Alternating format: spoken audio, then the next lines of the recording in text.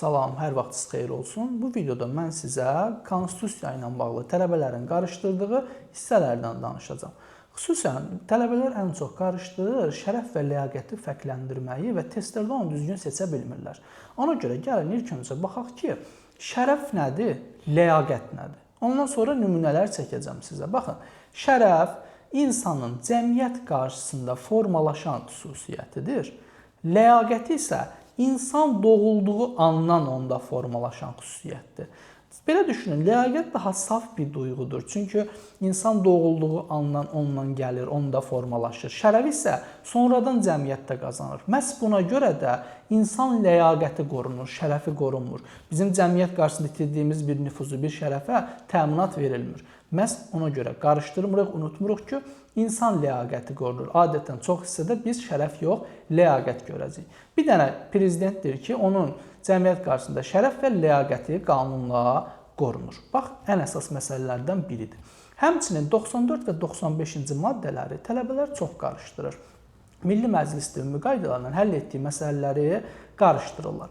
Onu fərqləndirməyin ən əsas və ən yaxşı yolu fe'l, hərəkət qaydasını tətbiq etməkdir. Nədir bu hərəkət qaydası? 94-cü maddədə fe'l, hərəkət yoxdur.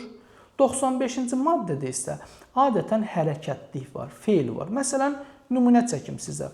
94-də var referendum, 95-də var referendumun təyin edilməsi. Baxın, təyin edilməsi. Bir hərəkət var, bir fe'l var. Harada fe'l görürsünüzsə, bu 95-ə aiddir. Görmürsünüzsə 94. Amma təbii ki, bunların da istisnası var. Məsələn, 94-cü maddənin 17 və 22-ci bəndlərində, indi bir adlarını demirəm ki, özünüz açıb baxasınız və daha yaxşı yadınızda qalsın. 17 və 22-ci bəndlərində sonda bir hərəkət, fe'l var, amma istisnadır, yenə də 94-dür.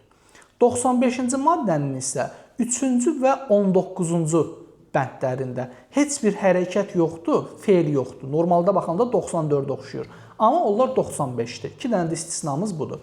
Yenə deyirəm, 94-də 17-22 fe'l var, amma 94-dür. 95-in 3 və 19-unda fe'l yoxdur, amma 95-dir. Bu qaydaları bilərək rahatlıqla 2 maddəni fərqləndirə bilərsiniz. Sağ olun, növbəti videolarda görüşənədək.